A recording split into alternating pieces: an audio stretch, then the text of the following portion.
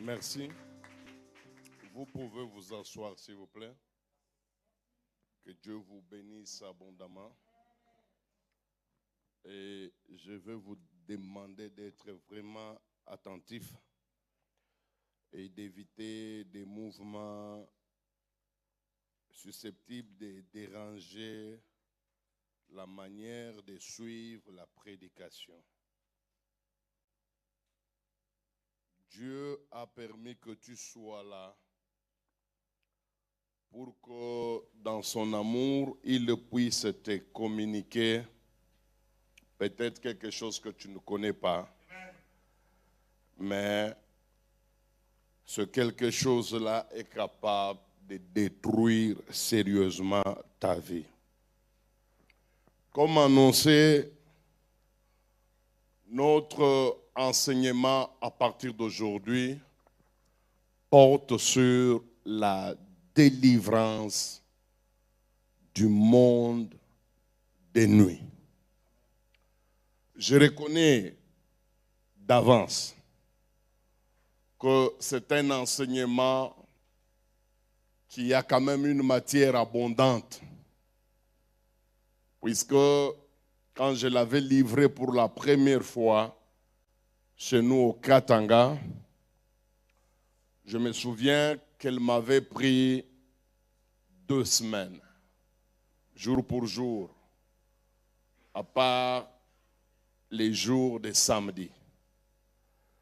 Mais je vais m'arranger pour essayer de vous enseigner de telle manière que, même si je ne termine pas la matière, que vous ayez ce qu'il faut concernant cette affaire du monde des nuits. Alors, on peut nous lire le texte qui va nous permettre d'aborder cet enseignement. Je demande à tout celui qui a sa Bible et qui est capable de nous lire, qu'il nous lise dans Romains chapitre 13, versets 11 à 13. Si vous êtes prêts, vous pouvez lire, c'est très important. Romains chapitre 13. On commence à partir du 11e et on peut s'arrêter au 13e. Je lis au nom de Jésus. Cela importe d'autant plus que vous savez en quel temps nous sommes.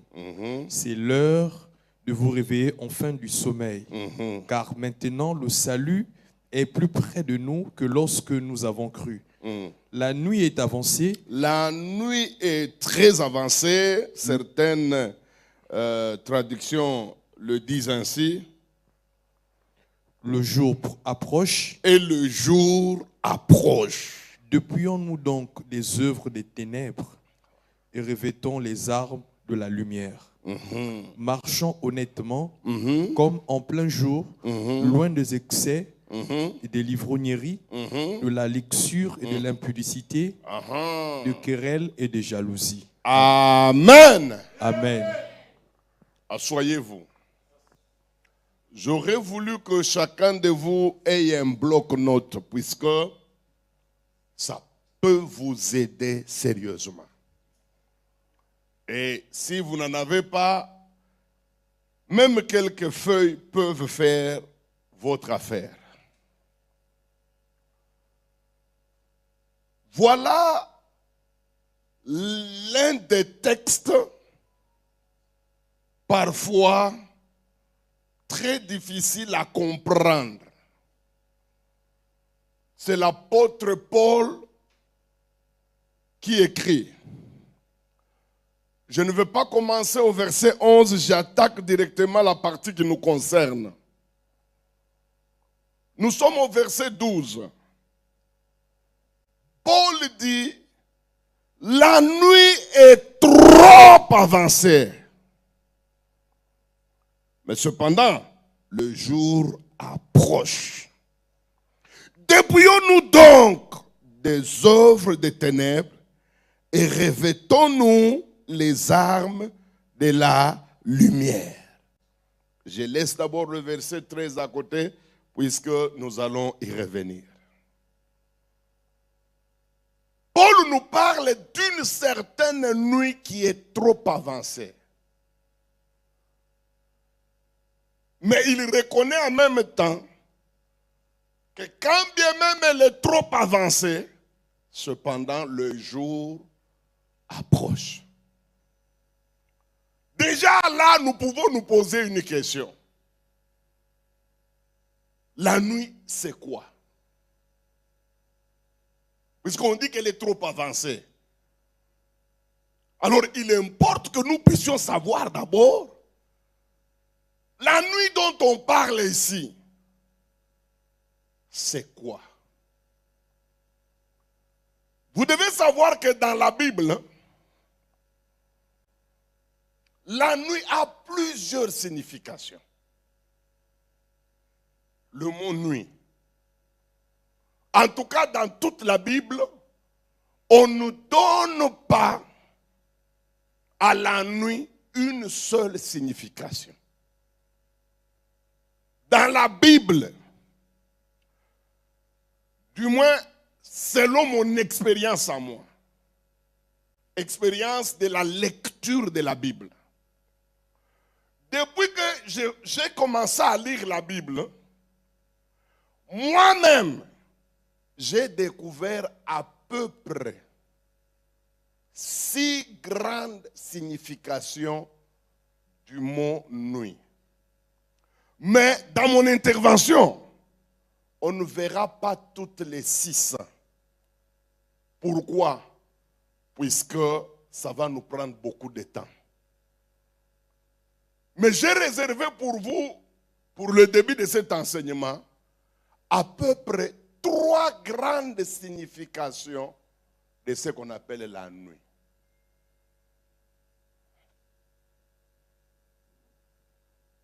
La première signification, c'est ce que les gens connaissent tous. Païens, chrétiens, bouddhistes, musulmans, on n'a pas besoin de lire la Bible pour comprendre la première signification du mot nuit. Même les petits enfants de 2 ans, bien qu'ils ne peuvent pas trouver assez de vocabulaire pour exprimer, mais ils connaissent d'avance la nuit, c'est quoi.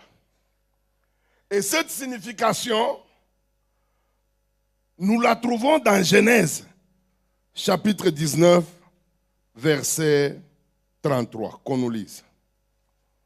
Genèse 19, verset 33. Rapidement, si je donne un texte, s'il vous plaît, aidez-moi à lire rapidement. Genèse 19, verset 33. Ok. Cette nuit-là. Voilà. Ça, c'est la première signification de la nuit dans la Bible. Ici, la nuit a quelle signification? Ici, la nuit signifie une période du jour. Le jour a 24 heures. Pour qu'on parle d'un jour, il faut 24 heures. Alors, dans ces 24 heures-là, il y a une période caractérisée par la disparition du soleil et sanctionnée par l'apparition d'une grande obscurité. Ça s'appelle la nuit. Par exemple, là, pendant que je suis en train d'enseigner, nous sommes dans cette période-là que la Bible appelle la nuit. Puisque si nous regardons sur Istanbul, le soleil a disparu. Depuis déjà à 17 heures, le soleil a disparu. Et il y a eu apparition des étoiles, mais surtout la grande caractéristique, c'est que le ténèbre règne. Ça, c'est ça la première signification.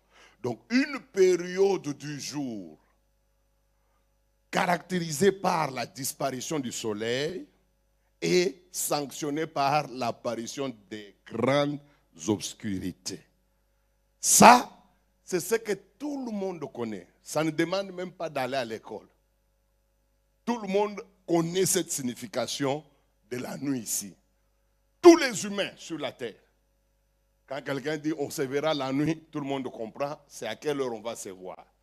Quand on dit non, on a ramassé un corps la nuit, tout le monde connaît à quelle période on a ramassé ce corps-là sans vie.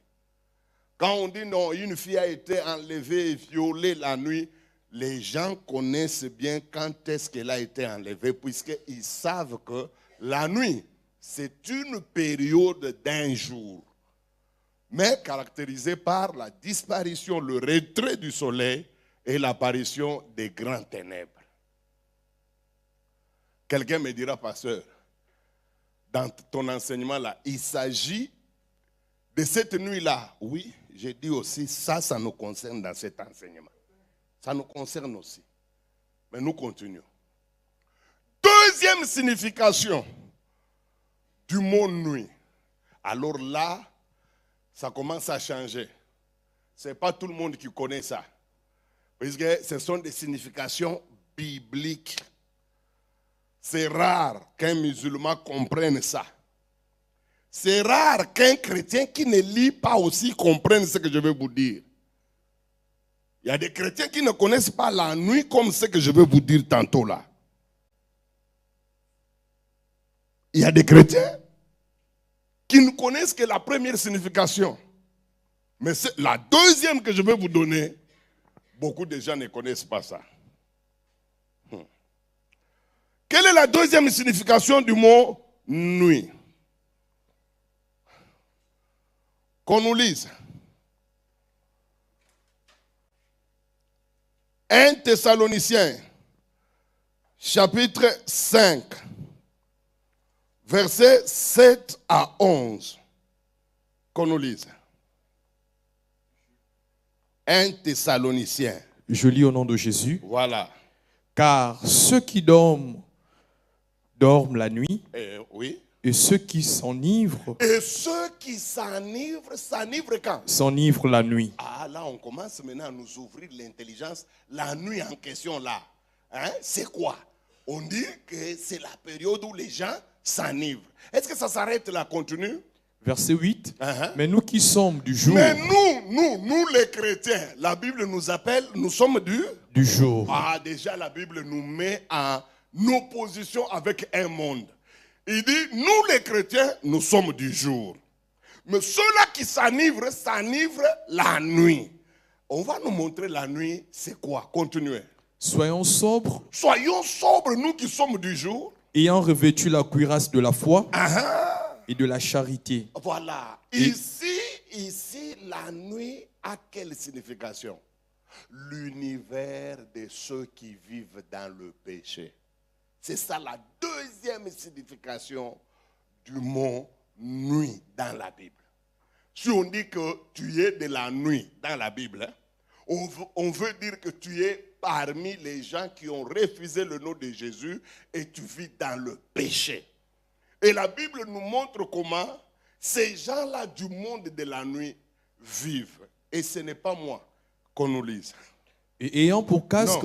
Non, allons-y. Allons-y dans Romains, chapitre 13. 13, hein? Vous commencez à lire à partir de 12. 12. Je lis au nom de Jésus. Hein? La nuit est avancée. Ah, la nuit est avancée. Maintenant, on va nous dire, cette nuit-là qui est trop avancée, c'est quoi? Allez au verset 13, 13 directement.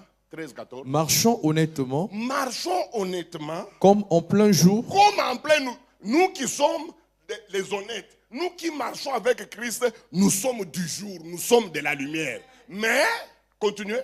Loin des excès. Loin des excès et des livrogneries. Et des livrogneries. Et de la luxure. De la luxure. Et de l'impudicité. Et de l'impudicité. Des querelles. Des querelles. Et des jalousies. Et des jalousies. Verset 14. Mais revêtez-vous du Seigneur Jésus-Christ. Revêtez-vous du Seigneur. Donc la Bible nous montre que les gens qui sont dans la lumière, qui sont dans le jour, ce qu'on appelle le jour dans la Bible, appartiennent à Jésus. Et ils vivent loin de la nuit qui est caractérisée par la luxure, l'ivrognerie, la jalousie, les querelles, le tribalisme. Tout frère, quand bien même il évolue dans notre église ici, Assemblée chrétienne internationale de Turquie, s'il est dans ces choses-là, il est dans le monde de la nuit. Ici, la nuit, sa deuxième signification, c'est que c'est le monde des pécheurs. Le monde de tous ceux-là qui s'enivrent. Le monde de ceux-là qui vivent en copinage. Le monde de ceux-là qui font des avortements.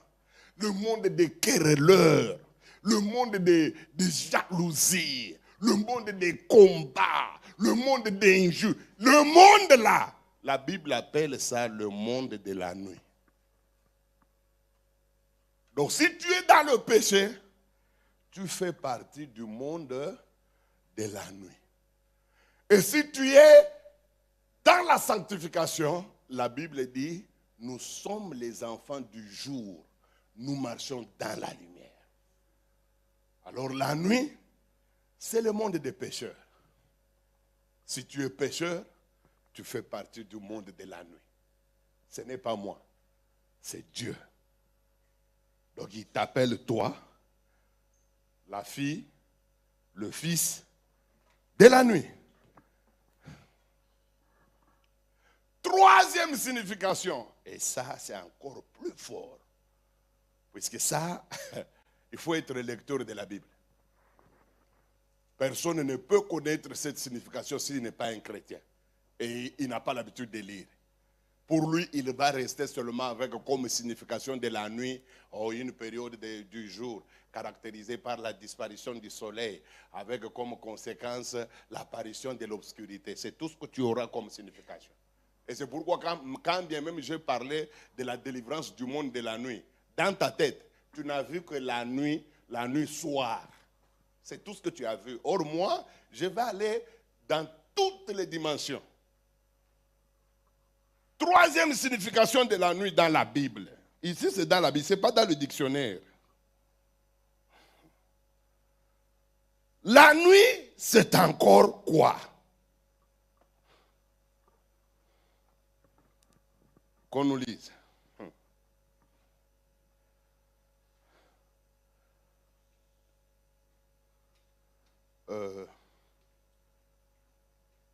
Qu'on nous lise. Nous sommes dans... continuez d'abord, commencez avec Genèse chapitre 5, versets 5 à 6. Non, pas Genèse. 1 Thessaloniciens, écoutez-moi s'il vous plaît, je me suis trompé, c'est 1 Thessaloniciens chapitre 5, versets 5 à 6. Nous allons découvrir avec vous une troisième signification du mot nuit. Je lis au nom de Jésus. Vous êtes tous des enfants de la lumière. Ah, écoutez, on dit aux chrétiens, c'est Paul qui s'adresse aux chrétiens. Il dit, vous les chrétiens, vous faites partie d'un monde qu'on appelle les enfants de la lumière. Ah, ok. Et puis? Et des enfants du jour. Et les enfants du jour. C'est que ceux-là qui sont dans le jour, ils sont éclairés par la lumière. Et ils vivent dans un monde de lumière. Ah. Bon, suivons la lecture. Nous ne sommes point de la nuit. Donc il y a une catégorie de gens, il y a un camp. Des gens qui sont de la nuit. De la nuit. La Bible divise le monde en deux camps. De tous les hommes qui vivent sur la terre, il dit qu'il y a deux camps. Il y a un monde qu'on appelle monde du jour caractérisé par la lumière. Et puis il y a un autre monde. Ce monde-là, il est de la nuit. Continuez. Caractérisé par quoi? Par les ténèbres. Par les ténèbres. Ici maintenant, la nuit prend une dimension très spirituelle, une signification très cachée que beaucoup de gens ne connaissent pas. Ici, la nuit, c'est quoi? Ici, la nuit, c'est un camp spirituel, puisqu'il y a deux camps dans le monde spirituel. La Bible dit qu'il y a le royaume des lumières et il y a le royaume des ténèbres. Mes amis, je veux vous poser une question. Qui a déjà vu ce royaume-là avec ses yeux? Personne, hein? Donc la nuit, dans cette Bible, la nuit signifie un camp spirituel appelé royaume des ténèbres et caractérisé par le ténèbre spirituel. Et le jour, nous pouvons déjà définir le jour, bien que ça ne nous intéresse pas pour le moment dans cet enseignement. Le jour, c'est aussi un camp spirituel, invisible, qui est composé des gens qui vivent selon la lumière de Dieu. Et les deux camps-là s'affrontent toujours. Au-dessus de nous ici, il y a deux camps. Il y a des esprits mauvais. Il y a des hommes mauvais. Ce ne sont pas seulement les esprits mauvais.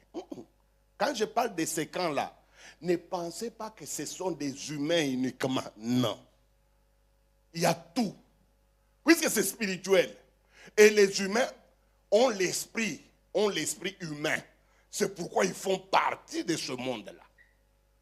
Si ils ont un esprit vivifié, ils sont du côté du royaume des lumières. Et leur esprit évolue là-bas. S'ils ne sont pas sauvés, ils sont sorciers. Ils font partie du deuxième camp, spirituel, invisible. Et c'est cette nuit qui est très dangereuse. Je ne dis pas que les deux premières nuits ne sont pas dangereuses. Même la nuit que nous vivons, la nuit physique, la nuit ici, elle est déjà dangereuse. Puisque c'est cette nuit ici qu'on va cambrioler certaines maisons.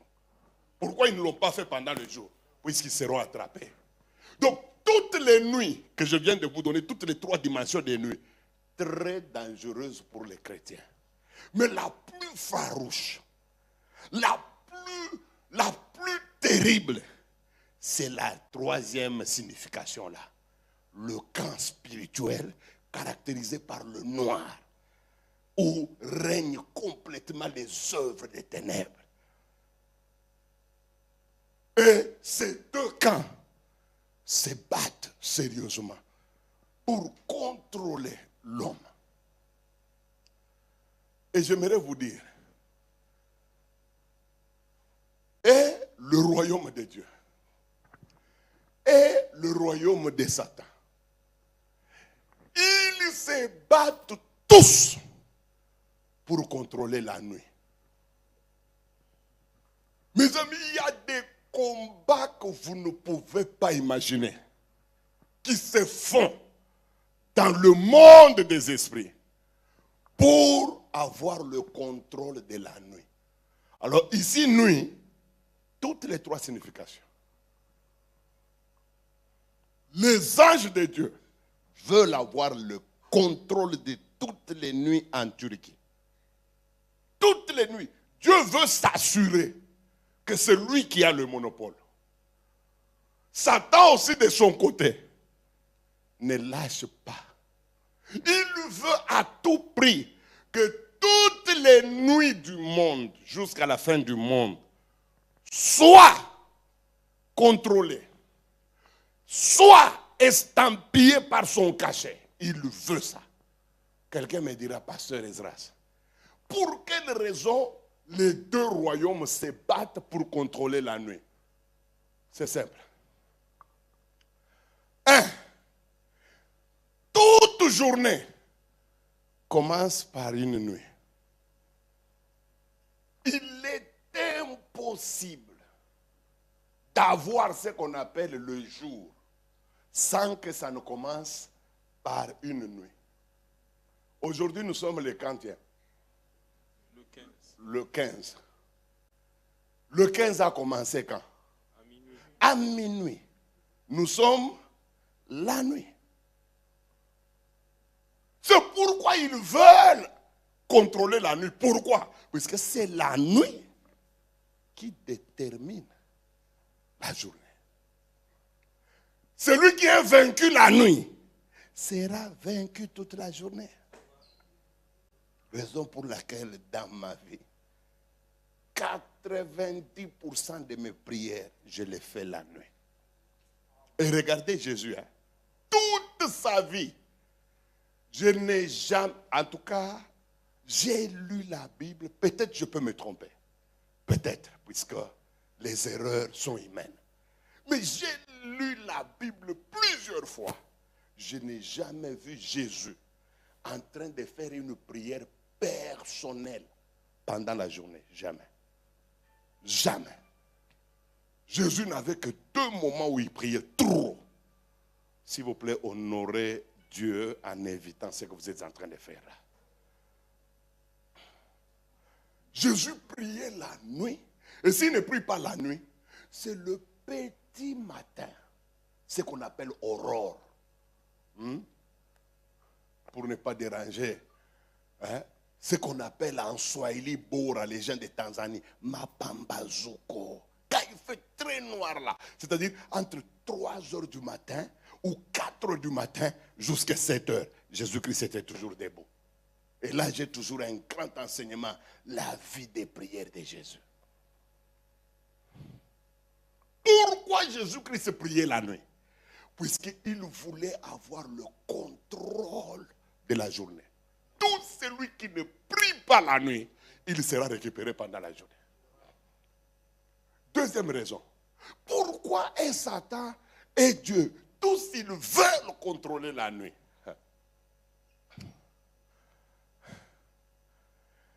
C'est puisque tous les grands événements du monde, à 99%, les grands événements se sont déclenchés la nuit. Les enfants d'Israël sont sortis de l'Égypte la nuit. Jésus-Christ, il est né la nuit. Il a été arrêté la nuit. Il a été condamné la nuit. Tout s'est passé la nuit. Le matin, personne n'a touché à Jésus physiquement comme ça, puisqu'ils avaient peur du peuple. Ils ont fait toutes ces choses-là la nuit. Lui cracher. Tout s'est fait la nuit. Les grandes... Savez-vous que 70% ou 70% des habitants de la terre sont nés la nuit? Moi-même qui vous parle ici, je suis né à minuit. C'est ce que ma mère m'a dit. Et 80% des gens meurent la nuit. Il est rare de voir quelqu'un qui meurt à 10 heures. Il est rare de voir quelqu'un qui meurt à 14 heures. Souvent, c'est toujours la nuit. Et c'est pourquoi même nos communiqués nécrologiques, c'est toujours, nous vous annonçons. D'ailleurs, on le fait la nuit, les communiqués. Et ils parlent de la nuit.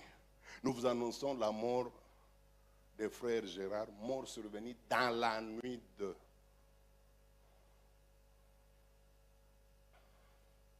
La nuit est un véritable problème. Tous les coups d'État du monde, presque, à part quelques rares coups d'État comme au Burkina Faso, où Sankara est mort entre 16h et 17h, tous les grands coups d'État se sont faits la nuit. Le coup d'État de Mobutu, la nuit. Le coup d'État contre Mariam Ngouabi, la nuit. Kadhafi a renversé le roi la nuit. Même les grandes attaques des rebelles, ça commence toujours la nuit. Alors toi, pourquoi tu peux jouer la nuit? Les Chinois ne construisent que la nuit. Il n'y a que vous les Africains qui construisez à 12 heures avec un béton qui c'est pourquoi nous avons des problèmes. Et ils connaissent l'importance de la nuit. Tous les grands crimes du monde, les grands crimes, se sont faits la nuit. Et aussi les grandes victoires, la nuit. Jésus a mangé sa dernière sainte scène, la nuit, la nuit, la nuit. Judas est allé trahir Jésus, la nuit, la nuit, la nuit. Vous croyez que c'est un hasard pour que vous veniez avec la journée? D'ailleurs, toutes les informations qu'on vous donne pendant la journée sont fausses. Le véritable, c'est ce qui se passe la nuit. Tu vois, pendant la journée, on vous dira, bonjour, Monsieur Macron a visité le marché central de Kinshasa. Mais c'est la nuit qu'il va rencontrer Tshisekedi. Ça c'est pendant la journée. Il a salué les mamans des marchés. Les grandes choses se diront la nuit. Et ça ne sera pas dit à la télévision. On vous dira, rien n'a filtré de cette rencontre. Et même pour dire cette phrase, il faut avoir l'autorisation de dire qu'il y a eu une rencontre la nuit. Sinon, même cette phrase-là peut te coûter cher. Pourquoi Dieu veut contrôler la nuit?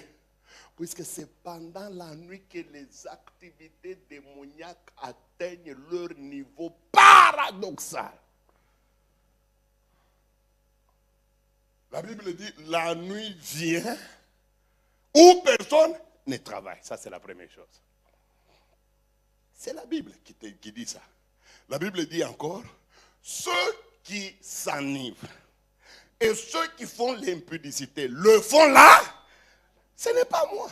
C'est la nuit que les activités démoniaques prennent des allures phénoménales. C'est pourquoi vous allez voir qu'il y a une grande différence entre la prostitution du jour et la prostitution de la nuit. La prostitution du jour, on est un peu bien habillé, un peu. Même si on a une petite jupe, elle arrive un peu aux genoux. La nuit, là on tient un poteau, on est, comment on appelle, string, parce que c'est la nuit. Il faut qu'on mette sa volume. Toutes les mauvaises choses du monde atteignent leur niveau paradoxal la nuit. C'est pourquoi même l'idiotie de la journée et l'idiotie de la nuit, il y a une grande différence. Regarde par exemple les choses que tu fais la nuit, dans les rues ici. Qui peut penser que tu as l'habitude de les faire? Parce que c'est la nuit, quand la nuit vient, elle te couvre. La nuit, les gens s'embrassent, les gens peuvent enlever même les habits. Nous étions sur une avenue dans une voiture. Nous étions en train de nous promener à Lubumbashi. Nous étions dans l'avenue qu'on appelle de la Révolution. C'est l'équivalent de la rue Princesse à Abidjan. Parce que chaque ville, chaque pays a un point chaud, reconnu comme étant le haut lieu de l'activité sexuelle. Nous venons comme ça, c'était vers 22 heures. Alors une jolie femme, elle vient, elle enlève les habits, elle nous montre. On dit, est-ce qu'elle peut faire ça pendant la journée? Non. C'est la nuit qu'on voit un papa responsable, que tout le monde respecte. Les gens l'appellent Papa Traoré, Papa Antangana, Papa Kabea. Très respecté. Mais la nuit, il est en train de ramper dans la chambre de la bonne. Minuit là, il est en train de ramper. Et quand madame allume, je cherche une allumette. La nuit, c'est la nuit qui lui fait ça. Pendant la journée, il ne peut pas faire ça.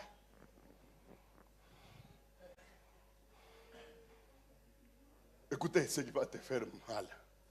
C'est la nuit qu'on prend toutes les grandes décisions du monde.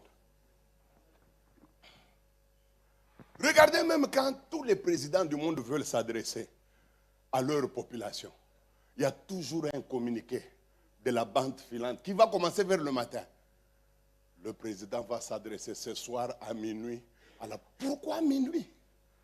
Pourquoi il ne peut pas parler à 14 heures pour qu'on l'écoute? D'ailleurs, c'est en ce moment-là que tous nos sens sont élevés pour que nous l'écoutions. Depuis l'Amérique, les messages de vœux jusqu'à Ouganda se font toujours à minuit. Quand ils savent que le président est très fatigué, il ne peut pas parler en direct, on enregistre d'abord. Mais c'est déjà enregistré. Lancer ça, non? Non, on attend minuit. Vous croyez qu'ils sont des imbéciles? Ils connaissent l'importance de la nuit.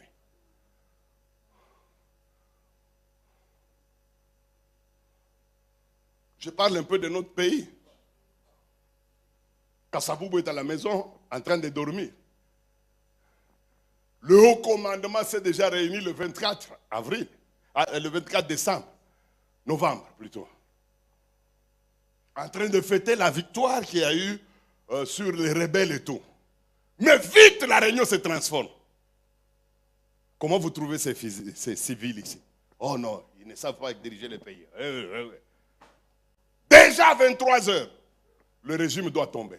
Kassaboubou n'est pas au courant, il dort.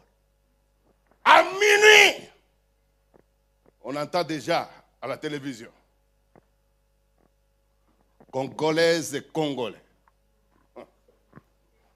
Ici, le colonel, vous connaissez, qui vous parle depuis Léopoldville.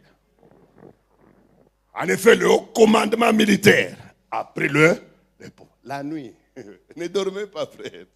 Ne dormez pas. Tous les frères là qui dorment trop la nuit, vous ne pouvez pas faire face au royaume des ténèbres. Je vous dis, le royaume des ténèbres, il est bizarre. Vous savez, tout ce qui s'est passé aujourd'hui en Turquie, ça a été décidé la nuit. Les accidents qu'il y a eu, toutes les mauvaises choses que vous avez vécues aujourd'hui, leur bilan là, ça a été décidé la nuit. C'est la raison pour laquelle Jésus-Christ s'est réveillé. Et remarquez, hein, Paul priait toujours la nuit. Il s'est levé avec Silas à minuit. Ils ont commencé à prier. Et vous connaissez ce qui s'est passé.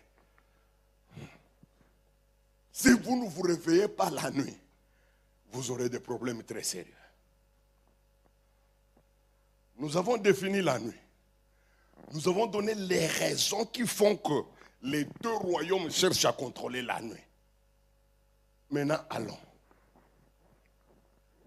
Quand la nuit arrive, elle apporte toujours avec elle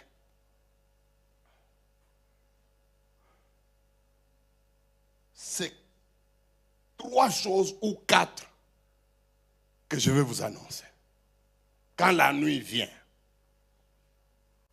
surtout la nuit physique, elle s'amène toujours avec ces 4 choses.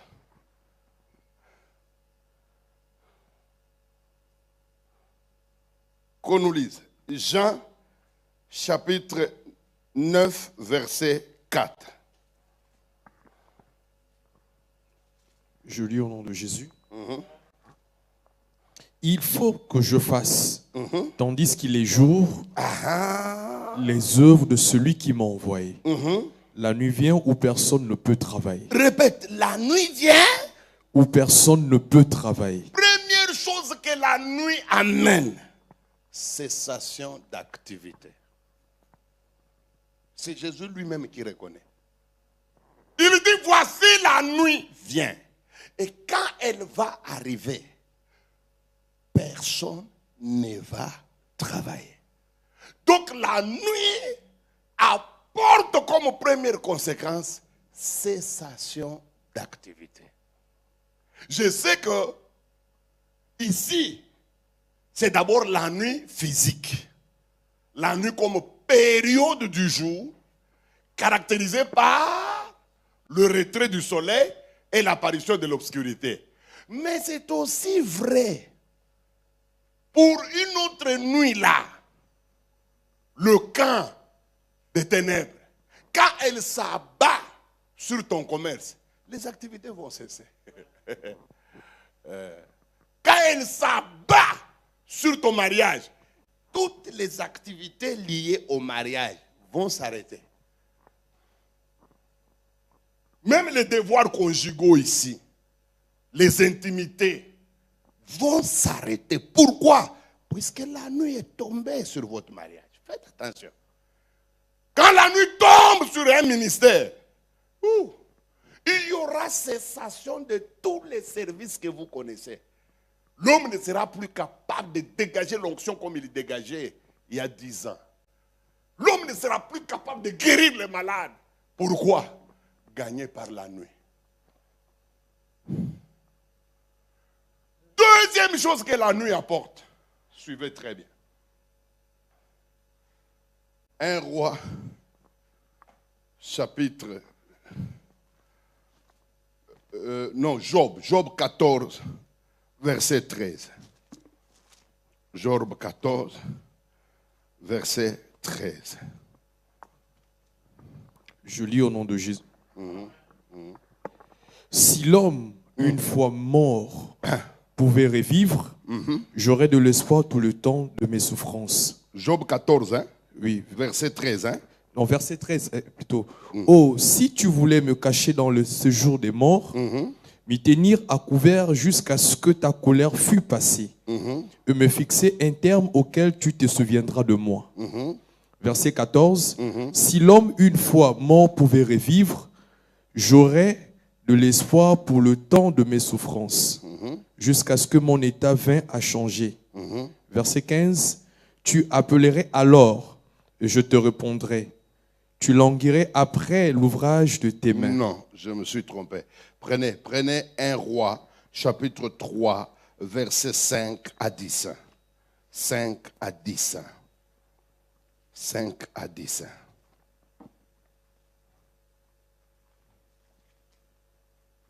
Un Roi, chapitre 3, versets 5 à 10. Je lis au nom de Jésus. À Gabao, l'Éternel apparut en songe à Salomon pendant la nuit. Pendant La nuit. la nuit. Et Dieu... c'est fini, c'est ce que j'ai cherché. Troisième chose deuxième chose qui apparaît avec la nuit, qui accompagne la nuit, c'est le sommeil. Salomon, quand la nuit est arrivée, première conséquence, il a dormi. On ne peut pas parler de la nuit sans sommeil. Dans tous les deux mondes, même dans la nuit comme étant camp spirituel, vous pouvez dormir. C'est comme ça que vous avez dormi depuis que vous êtes arrivé en Turquie. Vous étiez fort dans des prières. Quand vous étiez encore au pays, des jeunes, vous étiez très engagés. Depuis que la nuit de Turquie est tombée sur toi. D'abord, tu pries rarement. Parfois, quand tu commences à prier, tu te retrouves en train de dormir sur les lits, en train même de baver. C'est le sommeil, ça arrive. Personne ne peut entrer dans une nuit sans rencontrer le sommeil. C'est partout dans le monde. Quand la nuit vient, le sommeil. Maintenant, avec le sommeil, va apparaître encore une troisième chose qui accompagne la nuit. Ah, Seigneur Jésus, aide-nous à comprendre ces choses, surtout aux enfants de la cite. Qu'ils comprennent que les nuits ne sont pas aussi simples qu'ils le pensent. Les nuits sont faites de mystères, je vous dis. J'ai dit, avec la nuit, première chose, il y a cessation d'activité. Deuxième chose qui accompagne toute nuit, ce sont les sommeils. Même si tu résistes, tu prends des drogues, tu peux tenir jusqu'à 2 heures du matin, mais à un certain moment, tu vas commencer à somnoler. Fini, tu es gagné par la deuxième chose de la nuit. Maintenant, troisième chose. À partir du moment où le sommeil te gagne, il y aura une troisième chose qui vient toujours de la nuit. C'est quoi? La Bible nous parle des songes ou bien des sorties de notre esprit. Ce n'est pas moi qui l'ai dit. C'est ta Bible qui l'a dit. La Bible dit que quand tu commences à dormir, il y a probabilité que les songes naissent, que les songes commencent. Mais le songe, c'est quoi en soi? Le songe, c'est la sortie de notre esprit dans notre corps pour entrer dans le monde des esprits. Et c'est à partir du moment que votre esprit commence à explorer le monde des esprits que vous allez commencer à faire le songe. Le corps qui est dans le lit, il est en train de vivre ce que votre esprit est en train de lui communiquer à travers un écran qu'on appelle songe. Qu'on nous lise. Moi, j'aime toujours qu'on lise la Bible. 1 Roi, chapitre 3, versets 5 à 10. Je lis au nom de Jésus. À Gabaon, l'Éternel apparut en songe à Salomon pendant la nuit, et Dieu lui dit. L'Éternel a fait quoi? A fait quoi plutôt? Apparu en songe. En songe. À qui? À Salomon. À Salomon qui était en train de faire quoi? De dormir pendant la nuit. Pendant la nuit. Mes amis, n'est-ce pas la Bible dit, la nuit vient où personne ne travaille. Il y a cessation d'activité.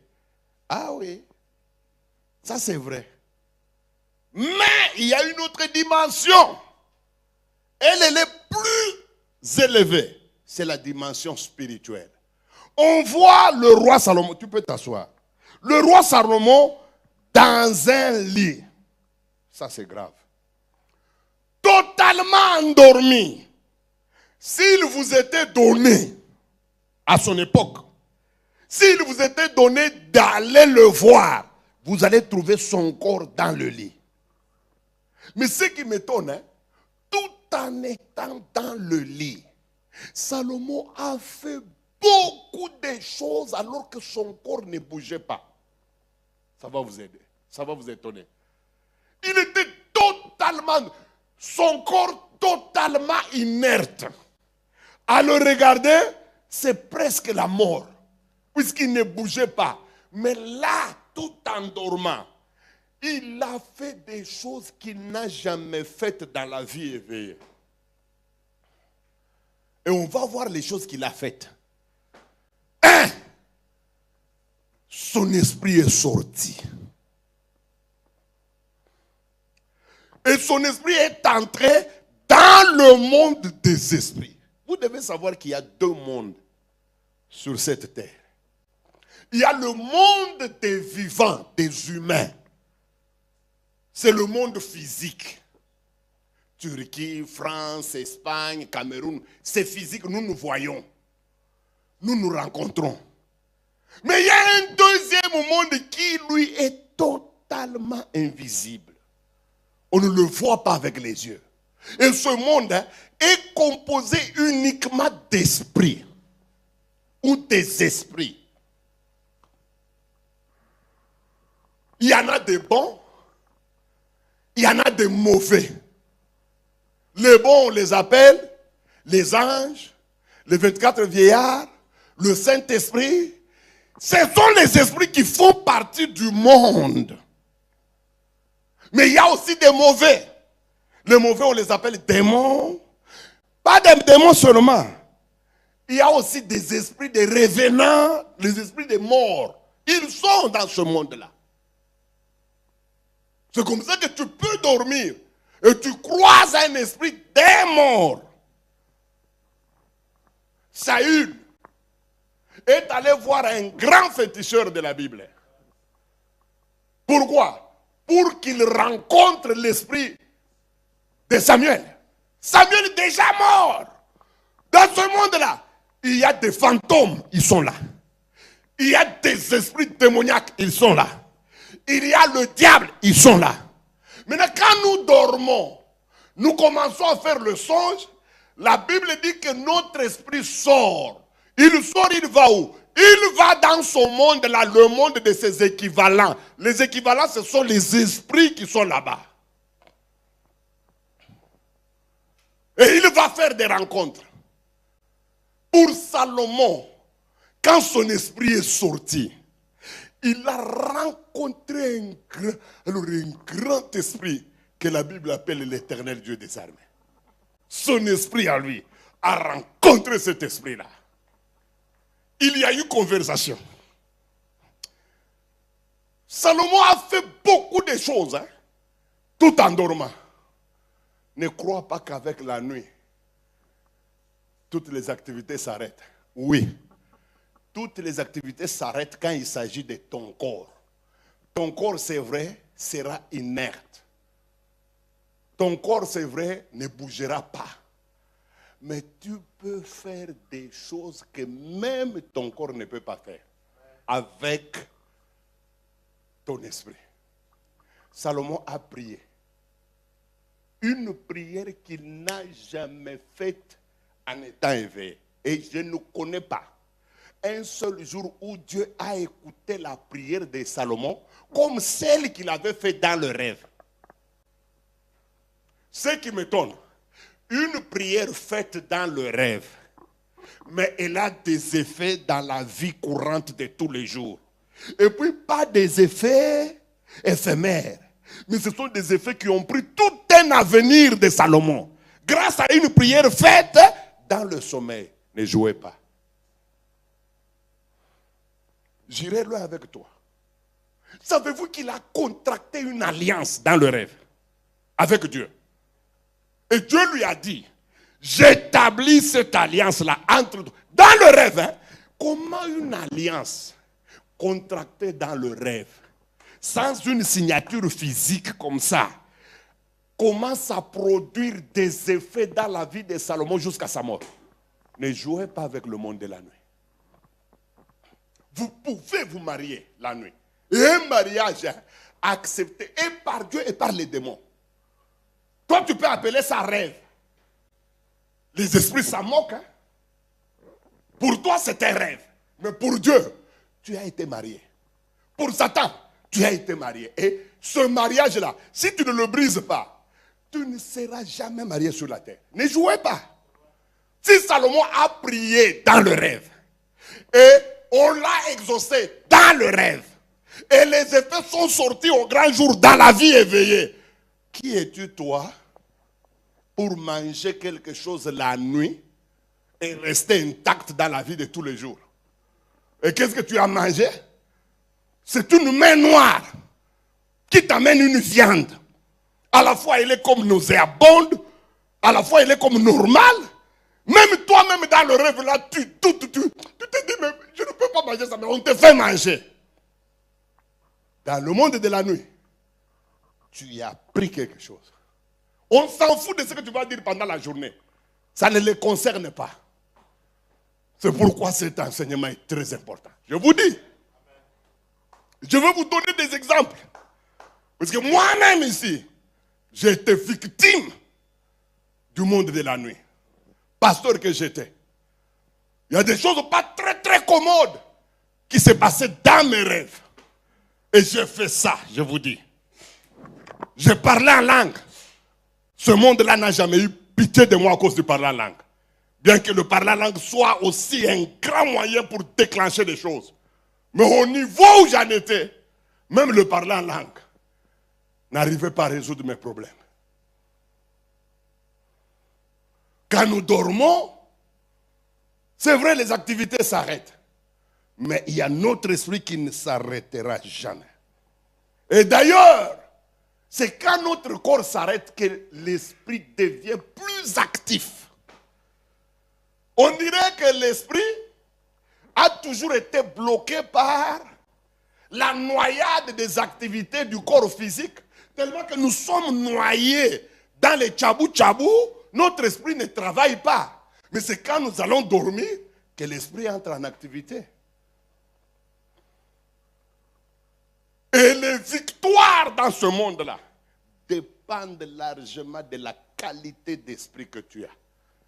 Ce n'est pas pour rien que la Bible dit glorifiez Jésus dans votre esprit et dans votre corps. Puisque si tu as un esprit flou, un esprit faible, il ne t'aidera pas dans ce monde-là. Tu mangeras des choses qui ne sont pas mangeables. Tu coucheras avec des gens que tu ne connais pas. C'est pourquoi tu te verras Combien de gens sont ici à Turquie?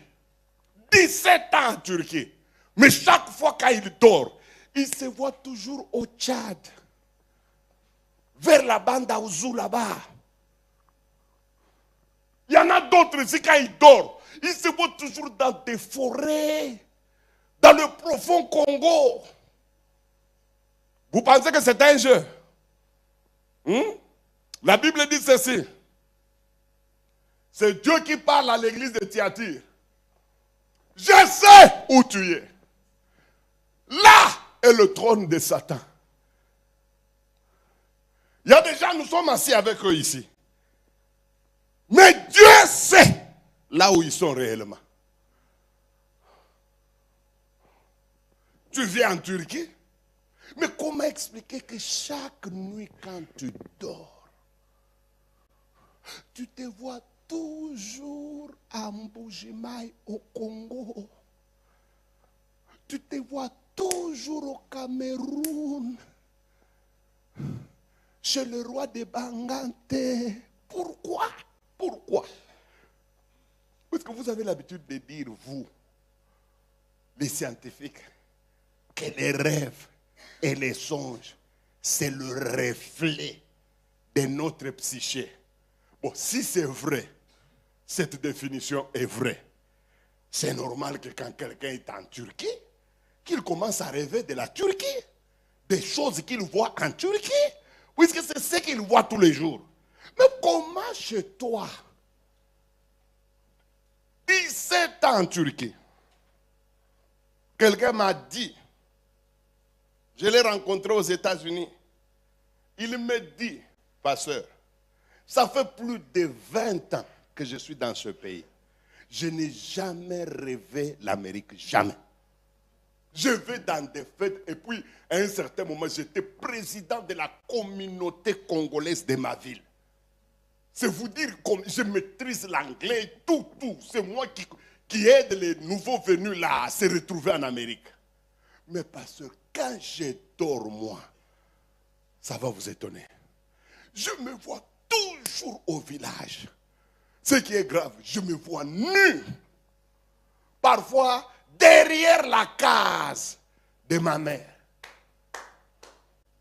Et chaque fois que je veux me débarrasser, je dis dans le rêve là que je voudrais quitter cet état de choses. C'est ma mère qui me rappelle à l'ordre.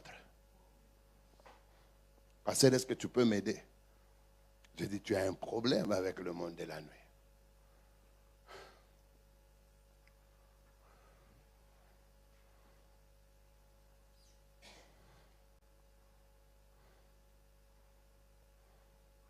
Donc quand notre esprit sort,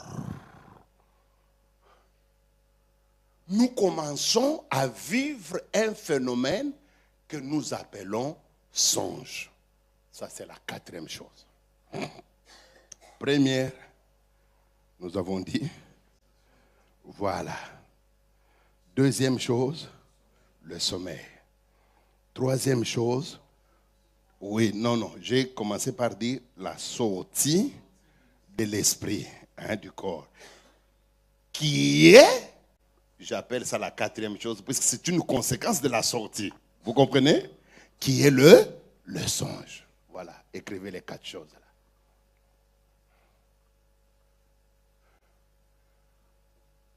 Et un songe peut détruire une vie, tout comme il peut construire un avenir. Un seul songe. On n'a pas besoin de 4, de 5, de 6. Un seul songe peut te nuire à jamais. Et un seul songe aussi peut te faire entrer dans la gloire. Joseph, c'est 2 songes seulement, 2 songes dans sa vie qui ont tout changé. Un jour, le garçon dort.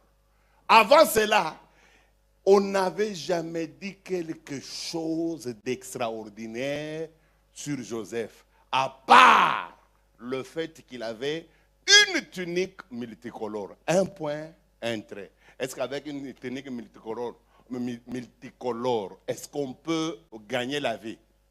Il y a combien de sapeurs qui ont plus que cette tunique?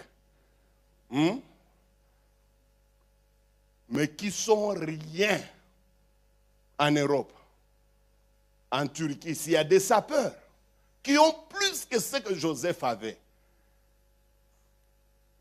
Ils ont des Kasai Yamamoto. Ils ont comment? Toutes ces grandes griffes impressionnantes. Tout ce qu'il a comme collection, ce sont des photos. Et même si un jour il faut qu'il rentre au pays, c'est avec une cravate qu'il va rentrer. Et il dit quand même, c'est Yves Saint-Laurent. C'est Yves Saint-Laurent, la cravate ici. Si vous la vendez, vous pouvez. Qui a besoin d'acheter une cravate dans la crise qu'il y a au Congo là?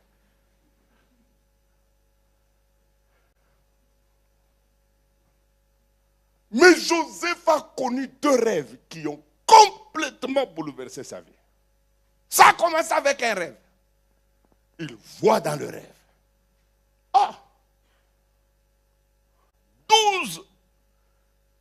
11 gerbes qui viennent se prosterner devant la sienne là, au milieu du champ. 2 jours après, il voit 11 étoiles avec un soleil et la lune. Toutes les 11 étoiles viennent curieusement se prosterner devant le petit Joseph. C'était le début d'une vie en or. 2 rêves seulement. Ne jouez pas avec le monde de la nuit. Les 2 rêves-là l'ont conduit dans une gloire incommensurable. Un étranger comme lui est devenu premier ministre d'un grand empire de l'époque. L'empire égyptien. Les pharaons respectaient ce garçon-là. Il était adulé partout. Le commandant en chef. Ça s'est passé comment? Avec 2 rêves. Mais de même que les rêves sont capables de changer votre vie, il y a aussi des rêves qui sont capables de vous détruire sérieusement. Je vais vous montrer seulement ce que vous négligez là, ce que vous appelez rêve. J'ai rêvé seulement, j'ai rêvé seulement. J'ai vu que nous étions en train de traverser une rivière. Je suis passé, puis Laurent, mon mari, m'a suivi avec les 2 enfants. Mais le troisième, quand il veut traverser, il tombe dans l'eau. Ça, c'est le premier jour. Après 6 jours, un autre rêve. Tu es dans la maison, toujours avec ton mari Laurent, avec tes 3 enfants. Un incendie se déclenche. Laurent prend les 2 et toi aussi tu réussis à sauter. Toujours le 3e là. Il reste dans la maison, il est brûlé. Fais attention, fais attention. Dieu est en train de te montrer que dans ta famille là, la personne qui aura beaucoup de combats dans la vie, c'est cet enfant là. Et si tu ne pries pas pour elle, pour lui, ce que tu vois là va arriver. Je vais vous montrer des exemples d'un rêve qui a tout changé dans la vie des gens. Genèse 40. Genèse 40. 1 à 2. 1 à... Bon, tu peux écrire même 1 à 3. Je ne crois pas que tu vas terminer à lire, je peux t'arrêter. Puisque moi j'ai l'intention de faire comprendre à l'Église ce que c'est ou ce que les rêves ou les songes. Soyez habitués à tous ces deux vocabulaires. Il y en a qui distinguent les rêves et les songes. Bon, ça c'est scientifique. Hein? Moi, je ne suis pas dans la science. Moi, je vous parle de ce que vous connaissez. Que j'appelle ça rêve, que j'appelle ça songe. Mais vous savez de quoi je parle. Je lis au nom de Jésus. Après ces choses, il arriva que les chansons et le panetier du roi d'Égypte. Il arriva que les chansons et le panetier du roi d'Égypte ont fait quoi? Offensèrent leur maître. Ils ont fait une bêtise grave. Et pour vous dire que c'était une bêtise grave, hein, écoutez ce qui est écrit dans le livre, dans la Bible que j'utilise à la maison. La Bible dit, et on les mit dans la prison de Pharaon. Ce n'est pas la prison du droit commun. On les a mis dans la prison politique. C'est ce qu'on appelle, c'était des prisonniers politiques. Et Potiphar avait fait la même chose. Hein. Et ce n'est pas pour rien que Potiphar avait pris Joseph. Il est allé le mettre dans la cellule politique, puisqu'il savait que là-bas, on ne sort pas vivant. C'était ça son calcul. Si je le mets dans la même prison que les prisonniers de Pharaon, je suis sûr que ce garçon ne sortira pas vivant. Mais à notre grande surprise, Pharaon n'a jamais commandé, n'a jamais donné l'ordre de tuer Joseph. On ne sait pas pour quelle raison, mais on sait que Dieu était derrière. Ces gens ici étaient ce qu'on appelle des prisonniers politiques. Et d'ailleurs, ce n'étaient pas des prisonniers politiques faussement. Puisqu'il arrive que les dictateurs piègent leurs victimes. Hein? La victime n'a pas fait ce qu'on lui reproche. C'est le régime qui crée et qui t'écoule. Mais ici, la Bible dit qu'ils ont offensé. Donc on les a arrêtés avec des solides preuves. Je crois, hein, ce n'est pas écrit, que peut-être ils avaient fomenté un coup d'État. Si pas ça, mais c'était une faute lourde, une faute insupportable. C'est pourquoi en entendant, on les a mis dans le cachot du Pharaon. Là-bas, ce n'est pas pour les jeux. On n'en sortait pas vivant, papa. Vous entrez là-bas, vous savez que votre destinée, c'est la mort. Mais écoutez ce qui va se passer. Verset 5. Verset 5. Pendant une même nuit. Pendant une même nuit. Les chansons et le panetier du roi d'Égypte. Ils ont fait quoi? Qui étaient enfermés dans la prison. Eurent tous les deux un songe. Ils eurent tous les deux un songe. Chacun le sien. Chacun le sien. C'est ça le problème. Ce n'était pas dans le même camp. Vous pouvez entrer dans le monde des esprits là. Mais si votre esprit va du côté du camp de la mort, hein, vous en aurez pour votre compte. Continuez. Pouvant recevoir une explication distincte. Et puis, Joseph étant venu le matin vers eux, il les trouva comment? Le regarda et voici, ils étaient tristes. Alors il questionna les officiers de Pharaon qui étaient avec lui dans la prison de son maître. Pourquoi êtes-vous triste? Je n'aime pas que tu donnes le songe de les chansons. Ça va nous prendre le temps. Va directement chez le panetier. Le panetier. Pendant qu'il commence à donner son rêve, va déjà directement là-bas. Et il lui répondit, il y a eu un songe, il y a une personne pour l'expliquer. Joseph leur dit, n'est-ce pas Dieu? Non. Frère, tu ne sais pas voir là où le panetier commence à donner son songe. Tu as la page, non? Alors, va directement lire. C'est les chansons qui a commencé le premier. Puis le panetier a donné. Alors, va directement chez le panetier.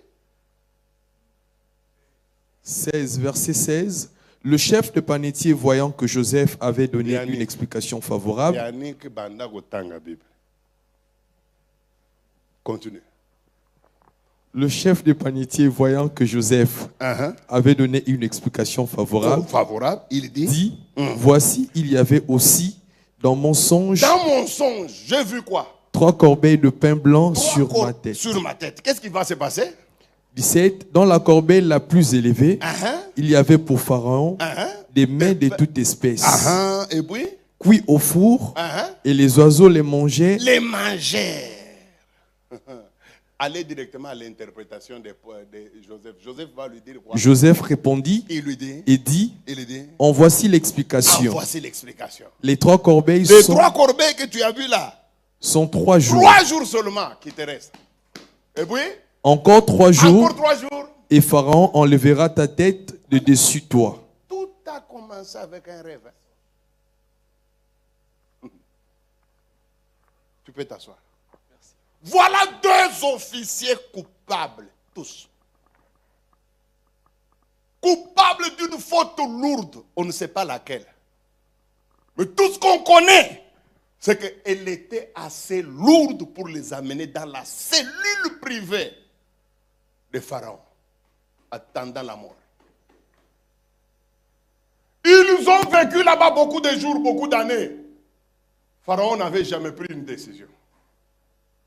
Mais voilà une nuit. Je vous ai dit que la nuit s'amène toujours avec 4 choses. Cessation d'activité, sommeil, sortie du corps et puis songe. La Bible dit pas 2. Une nuit. Comment 2 personnes ayant fait la même bêtise, restant dans la même cellule, dormant l'un à côté de l'autre. Ils avaient rempli toutes les conditions. Jusque-là, ils étaient égaux. Même nuit, même lit, même sommeil. Mais, quand le sommeil a commencé, les choses ont changé. L'un a vu dans le rêve, son esprit est sorti. Et son esprit a commencé à voir le monde des esprits. Et dans le monde des esprits, on va communiquer à son écran qui est le songe. Il va commencer à voir quelque chose. Il voit quoi? Il voit que Pharaon est assis. Il commande du vin. Et curieusement, c'est lui qui vient pour le servir. Il a commencé à servir jusqu'au petit matin. Toujours dans la même scène. Il n'y avait pas de différence de place. Même cellule, même endroit, même lit. Celui-ci fait un rêve. Mais son rêve, c'est que son esprit est sorti. Il est allé du côté des camps noirs. Le camp où il n'y a pas la lumière. Et là, il voit quoi? Il se voit avec 3 corbeilles sur la tête, dont l'une était plus élevée que les autres, dans laquelle il y avait des pains, il y avait beaucoup de choses à manger, des aliments à Pharaon. Mais curieusement, il voit des gros oiseaux. Les oiseaux sont toujours très dangereux dans la Bible.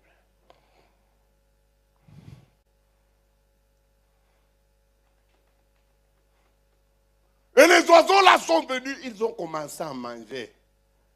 Ils ont mangé dans toutes les 3 corbeilles. Le matin, comme ils étaient flous, leur esprit n'était pas sensible. C'était des païens, des gens qui ne connaissaient rien. Mais quand même, leur esprit est sorti. Ils étaient tristes. C'est alors que Joseph va entrer dans leur cellule. Apparemment, ils n'étaient pas dans la même chambre. Et il leur pose la question, pourquoi vous êtes tristes? L'autre raconte, on lui dit, dans 3 jours, tu seras réhabilité. Tu vas regagner ton poste. Pharaon aura confiance en toi et ta vie sera un rayonnement terrible. L'autre a été encouragé aussi, entendant ce qu'on a dit à l'autre. Il a donné son rêve. On lui a dit, toi malheureusement, ce rêve-là te condamne à la mort. Dans 3 jours, on va couper ta tête. Il y a des rêves qui nous ont tués. Je vous dis, il y a des gens qui sont morts. Tout simplement puisqu'ils n'avaient pas fait attention aux rêves qu'ils avaient. Il y a des choses qui ont commencé dans ta vie avec un rêve. Ce monsieur est mort. Sa mort a été déclenchée par un songe. Faites attention, mes amis. Combien de gens sont devenus malades après un rêve? La nuit, tu vas au lit, normalement, une belle fille. Et la nuit, dans le rêve, tu vois un cancre là qui te marche sur la jambe. Dans le rêve, hein, tu essaies d'étouffer le cancre là, il te mord dans le rêve et il part. Tu te réveilles, tu regardes sur la jambe, il y a une boule. Tu essaies de gratter ça, ça s'ouvre. Nous sommes à 6 heures. À 8 heures, ça commence à grossir. À 12 heures, la jambe devient comme ça. À 16 heures, tu ne marches plus. Le temps qu'on t'amène à l'hôpital, l'une des jambes se croise. Une nuit, hein, tu commences à marcher comme ça. Les gens ne croient pas. Ne jouez pas. Je suis chez moi. Je crois. Dieu, pardonne-moi, j'oublie l'année. Mais ça doit être 2000 ou quelque chose comme ça. Je vois qu'on m'appelle par un des chrétiens qui évoluent dans ma communauté. Mais lui, il est dans la paroisse d'une ville chez nous qu'on appelle Fongurume. Il me dit, papa, il y a un problème sérieux. Je dis, quel est ce problème? Non, aide-nous. Mes amis, qu'est-ce qu'il y avait? Sa femme était grosse. La grossesse a évolué et l'a mise au monde sans aucun problème. Comme chez nous, souvent les gens font 5 jours à la maternité. Le 5e jour, la femme est sortie. Il y a eu des réjouissances, on a dansé, le bébé était beau, le bébé... Non, c'était un joli bébé mignon. Je ne sais pas, 2 semaines ou 1 mois après, la femme est en train de dormir. Son mari à Fongurume, lui, elle à Lubumbashi. Elle est en train de dormir avec son bébé. Son bébé qu'elle a eu dans sa jeunesse, son tout premier, puisqu'elle était primipare. Elle voit dans le rêve, puisque son lit était face à la fenêtre. Dans le rêve, elle voit son oncle, l'oncle de la femme, qui s'amène avec une maman. Mais la maman faisait partie toujours de la famille. La maman est armée d'une arc avec une flèche. Et l'oncle avait une lance.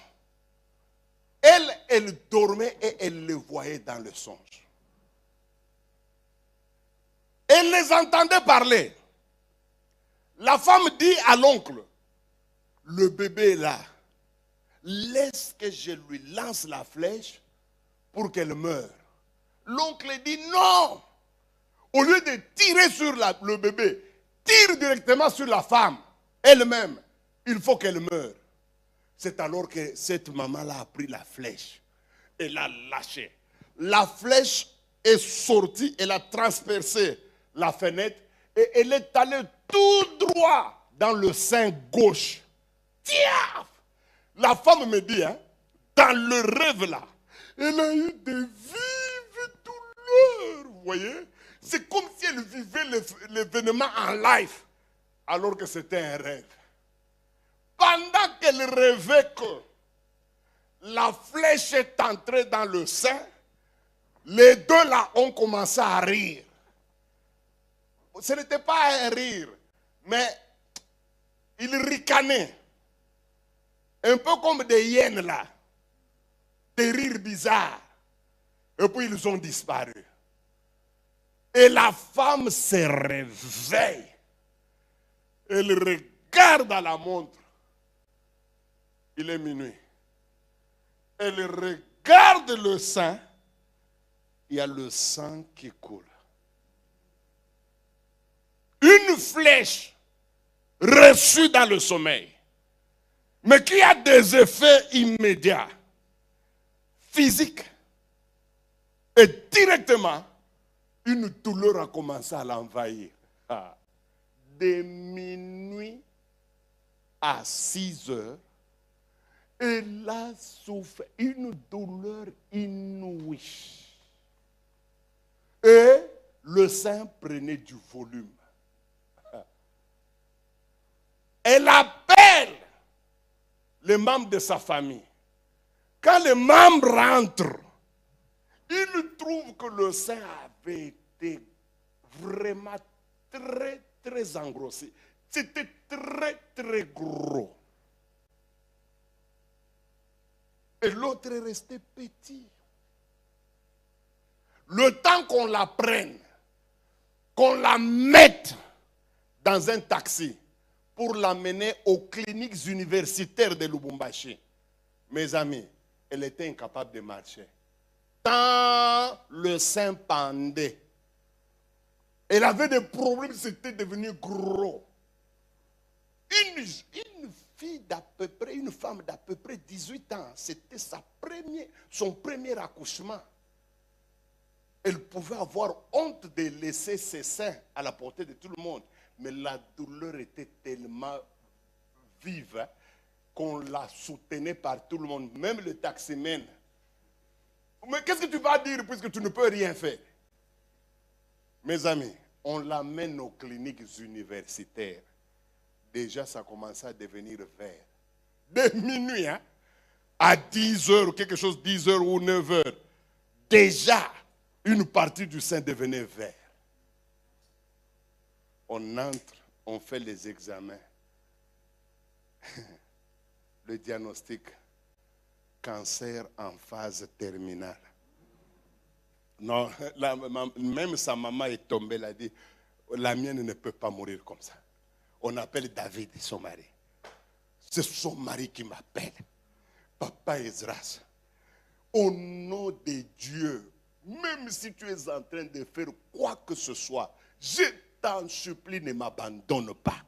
J'ai déjà suivi ton séminaire sur l'activité du monde de la nuit. Ce qu'on vient de me dire, papa, aide-moi. On ne va pas me libérer aussitôt ici à la société. Il faut des démarches pour convaincre afin que je monte. J'ai dit, je n'ai pas de problème. C'est quoi? Il me donne la scène. Il me dit, ma femme est mourante.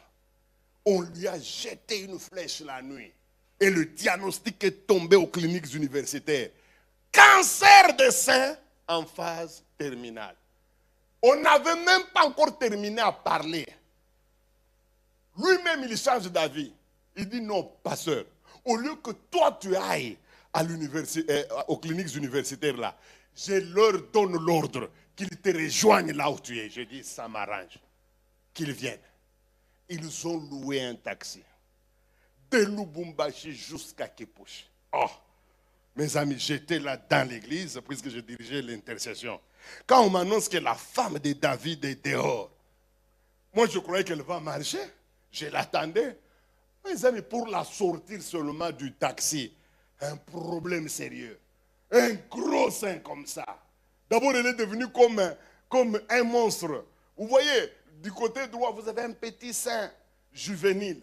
Et de l'autre côté, c'est un sein bizarre, gros, verdâtre. Le sein était tout vert. Oh, on l'a sorti avec difficulté. Je demande à la femme, mon ami, qu'est-ce qui va mal? Elle me dit en Swahili, pasteur, on me tue, on est en train de me tuer. Tout ça a commencé dans le rêve, papa. Tout ça a commencé dans... Je lui dis, qu'est-ce que tu as rêvé? Elle me donne l'histoire, elle me dit ce qui s'est passé. La flèche reçue par les deux personnes. Je dis, ça va, ça va. Je demande à tout le monde, tous ceux-là qui l'accompagnaient de sortir. Sortez. Sa maman qui disait, non, je suis là, c'est moi sa maman. Je dis, ici, il n'y a pas de maman, sors. Laisse-moi avec les intercesseurs. Puisque j'ai soupçonné que dans les gens, parmi les gens qui l'aidaient là, qu'il soit quelqu'un qui était là la nuit. Alors j'ai dit, allez dehors vous tous, comme Jésus-Christ l'avait fait quand il est allé ressusciter la fille de Jairus. Tout le monde dehors, dehors. Parce qu'il y a certaines personnes, il ne faut pas qu'ils soient là. Leur incrédulité va empêcher le miracle. Voilà. Je les ai sortis, nous sommes restés avec les intercesseurs. Nous avons commencé à commander. flèche de la nuit, je te maudis. Puissance de ceci, allez, venin de la nuit, sors, libère cette femme. Mes amis, c'est ma première fois de voir un sein qui bouge de lui-même. Tout le corps ne bouge pas. J'ai vu seulement le sein, le gros là qui était infecté là. Il a commencé à bouger. Et puis, un liquide bizarre a commencé à sortir. Voilà, j'étais sûr que la délivrance, à un certain moment, il a poussé un cri, elle est tombée. On a chassé les démons. Chassé. J'ai entendu une voix qui m'a dit, arrête, c'est fini, elle est guérie. Mais à regarder comme ça, le sein était toujours. Mais le Saint-Esprit dit, c'est fini, elle est guérie. J'ai dit à sa maman, Dieu m'a dit que c'est fini. Elle me dit à soi, elle dit, Baba, Joyo, qui comprend vile? Elle me dit, papa, est-ce que c'est tout ça? Puisque le sein est toujours gros. Je lui dis, non, vas-y. Dieu m'a déjà dit que c'est fini. Ils sont partis. Mes amis, elle dort. Le matin, elle se réveille. Et je l'appelle au téléphone. Je dis, comment ça va? Dit, papa, non, ils ont dit que donc, en quelque sorte, papa, j'ai repris mon organisme. Le corps a repris sa forme. Le sein est redevenu normal. Imaginez-vous, si j'étais un pasteur non éclairé sur les activités du monde de la nuit, ce jour-là, cette femme allait mourir. Si son mari n'avait pas eu le réflexe de me communiquer cette affaire, puisqu'il avait suivi l'un de mes enseignements, il a dit, je me souviens, il y a un pasteur qui avait parlé de ces choses. Ma femme ne doit pas mourir gratuitement comme ça. Mes amis, un rêve peut vous détruire toute votre vie. Un rêve peut vous arracher le mariage. Dans notre église, il y avait une diaconesse. Vous savez, moi, je suis passé dans beaucoup d'églises et dans beaucoup de villes. Cette soeur avait un mari diacre. Correct, on l'appelait même séminariste. Puisqu'il n'avait jamais connu de femme. La première femme qu'il a connue, c'est notre soeur. La soeur aussi, le premier homme, c'était le diacre. Mes amis, beaucoup d'années dans le mariage, un mariage au beau fixe. Un mariage idéal. La soeur a commencé à faire un rêve. Elle voyait la nuit une forme d'oiseau noir, comme un corbeau, qui venait faire caca sur elle. Et les fientes, quand elle tombait, elle couvrait toute sa tête. Mais elle se réveille le matin, pour elle, c'est un rêve. Quelques mois encore, le même oiseau revient. Il fait ses besoins sur la sœur. La sœur me dit, cette fois-ci, quand les fientes là de l'oiseau tombaient sur moi, ils ont commencé à couler même au visage. À ma grande surprise, j'étais en train même de laper ça, de lécher ça avec ma langue. Oh, et la troisième fois, l'oiseau est venu la nuit. Il a fait encore des besoins sur la femme. Cette fois-là, les fientes, les cacas, là, les excréments ont envahi toute la tête, même jusque sur les habits. Et la femme, qu'est-ce qu'elle m'a dit? Mon mari m'aimait beaucoup. Il aimait trop le lit. Trop, surtout moi. Si je me déshabille devant lui, il est déjà parti. Mais ça m'a étonné. Je suis entré dans la chambre, je me suis déshabillé, mon mari ne m'a jamais demandé les rapports. Et à ma grande surprise, depuis que nous sommes mariés, mon mari a fait 1 mois sans me toucher. Et le jour où je tente de le toucher, il me repousse. Ah, ça ne s'est jamais fait. Papa, mon mari, il était accro à mon corps. C'était monsieur chaque jour. Et j'aimais, ça me plaisait, et il n'y a aucun péché dans ça. Comme certaines sœurs qui sont parfois possédées, quand son mari lui demande les rapports, il dit, toi tu es possédé. C'est toi qui es possédé. Et puis tu n'as pas encore appris, tu apprendras. Je ne te maudis pas, mais continue à être aussi bête comme tu l'es là. Tu vas payer. Quelqu'un a besoin de... Les rapports sexuels, c'est comme la soif d'eau, de l'eau. C'est comme n'importe quel fin de foufou, de ceci, cela. Ça n'a rien à voir avec des possédés. Même si quelqu'un aime ça chaque jour, c'est que c'est son corps qui s'adapte à ça. Il n'y a rien de possédé. Un possédé couche avec tout le monde. C'est ce que vous oubliez. Et puis surtout des gens comme nous, qui restons avec une seule femme. Comment voulez-vous que je puisse rester comme ça? Suis-je fou? Nous sommes en activité. Bon, je ne suis pas dans un mariage, dans un enseignement de couple, hein, mais nos sœurs, parfois, ils font des bêtises. Et après un mois, le frère est allé chercher une femme. Il est venu avec elle dans la maison. Il lui a dit, à partir d'aujourd'hui, sache que vous serez à deux. Toi, ta chambre est là, moi avec ma femme, c'est ici. Elle vient accuser à l'église, le frère dit, je quitte l'église. Pour que nous ne le poursuivions pas. C'est comme ça qu'il a quitté. La sœur a fait ça. Pour récupérer ce mariage-là, elle a fait 20 ans. Attention à l'oiseau de la nuit. Attention. C'est pourquoi nous allons commencer d'abord à prier aujourd'hui. Frère, je ne joue pas. Ce n'est pas pour rien que le dimanche, j'ai insisté que tu amènes ta femme, tes enfants. Je connaissais la matière dans laquelle nous allons baigner avec toi. C'est 4 jours, hein, au cours vivre. Tu vas voir des choses qui ont résisté des années dans ta vie. Jésus va les bousculer comme ça.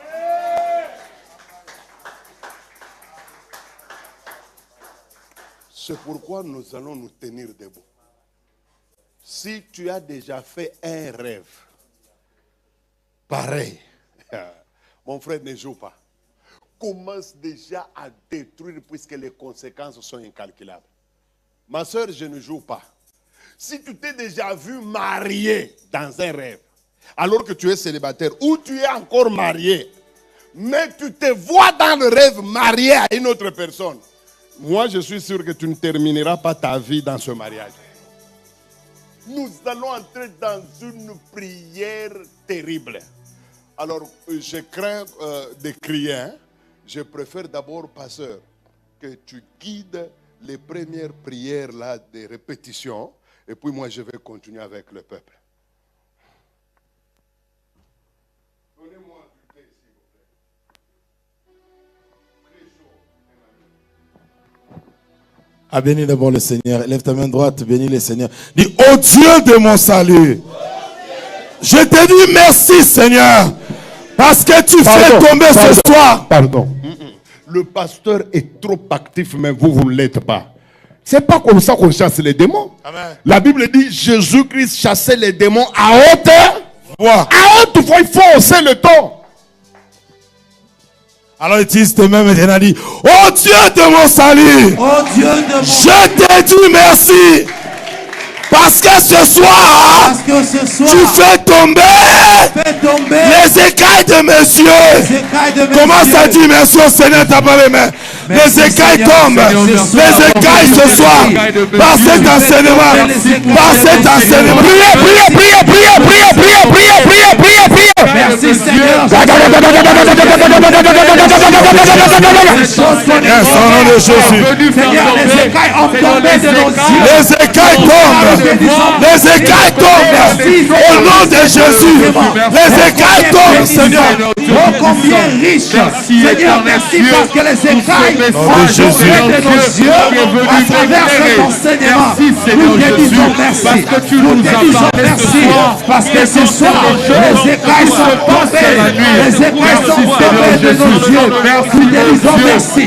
Merci Adonai. Merci Seigneur. Parce que les écailles ont tombé de nos yeux. Ce soir, nous te disons tu m'as ouvert les yeux. Tu m'as ouvert les yeux. Pour connaître l'élément de la nuit. Tu m'as ouvert les yeux. Mes yeux sont ouverts. Mes yeux sont ouverts.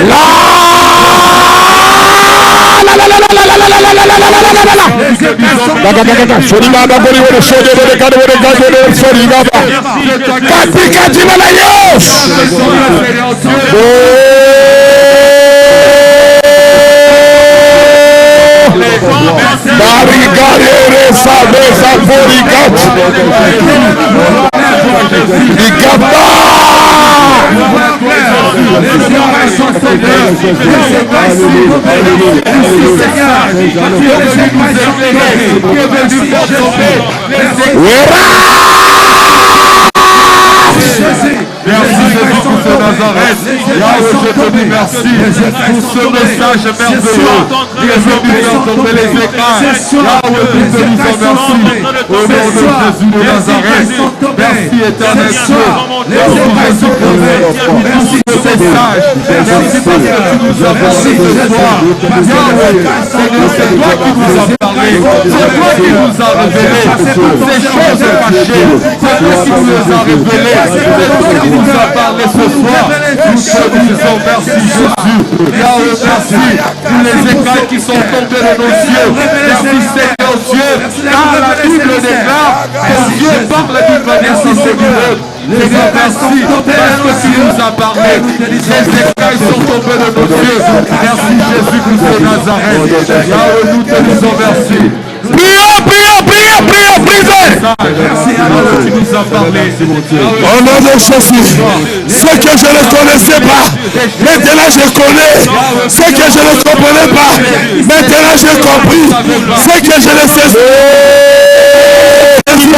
Merci Jésus. Merci Yahweh. Merci mon roi. Tu me révèles. Tu m'as révélé. Ce qui se passe la nuit. Ce qui se passe la nuit. Tu m'as montré. Tu m'as révélé. Ce qui se passe la nuit. Oui, Yahweh, merci. Merci Jésus. Merci Yahweh. Tu m'as révélé le monde de la nuit. Tu m'as montré le monde de la nuit. Tu m'as révélé le monde de la nuit. Oh Yahweh. Au nom de Jésus. Maintenant, écoutez. Tu vas entrer dans la prière d'autorité pour détruire tout ce qu'on a décidé dans le monde de la nuit concernant ta vie ici en Turquie. Peut-être tu as déjà fait une demande de visa dans un autre pays européen. Mais il y a déjà une décision dans le monde des ténèbres que tu n'obtiennes pas. Peut-être tu prépares ton mariage, mais il y a déjà une décision, vous n'allez pas vous marier. Il y aura des problèmes, vous allez vous séparer. Nous allons entrer avec autorité dans ce monde-là pour briser et détruire tout ce que le monde de la nuit a décidé. Prions. Au nom puissant de Jésus, Seigneur, je viens détruire, Seigneur, toute décision qui a été prise contre ma vie, Seigneur, sur le monde spirituel, toute décision qui a été prise contre ma vie, Seigneur, contre mon élévation, contre mon succès, contre ma réussite, Seigneur, ce soir, j'annule cela, je détruis cela, au nom de Jésus, j'annule cela, les sorciers, les démons, contre mon vie, contre mon mariage, contre mon élévation, contre ma stabilité, contre mon établissement. Au nom de Jésus, nakomona Yesu, toutes les décisions, tout projet de Dieu, le monde de moi, qui ne peut pas de la vie, contre ma vie, contre ma famille, contre mes projets, au nom de Jésus, que cela tombe mon roi, toutes les décisions diaboliques, je viens anéantir cela, décision de soirée, ma joie pour mon foyer, pour la voix de votre savoir, pour la caméra mon Dieu, je viens de tout cela, au nom puissant de Jésus, que cela soit détruit, que cela soit détruit,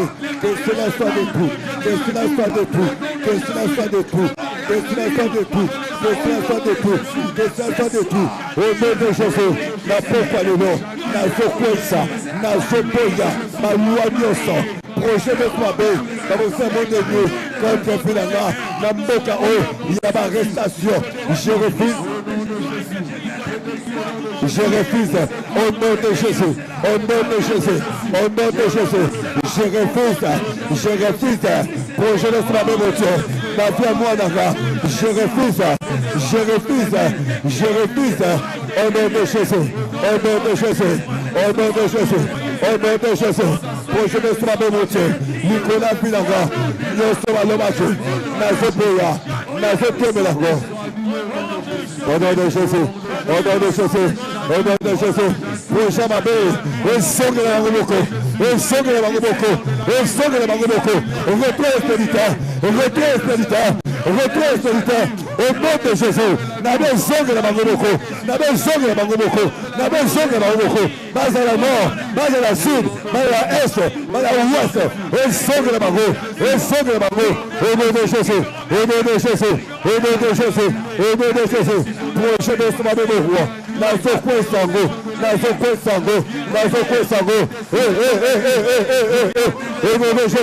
au nom de Jésus, ma plan de ce métier, ma police qui le roi, contre mes proches, contre la Canada, au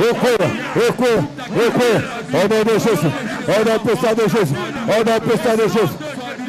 Au nom de Jésus, au nom de Jésus, au nom de Jésus, au nom de Jésus, au nom de Jésus, et sang de la mango, ma projet ma main, ma caca ma main, contre ma vie, et sang de la mango.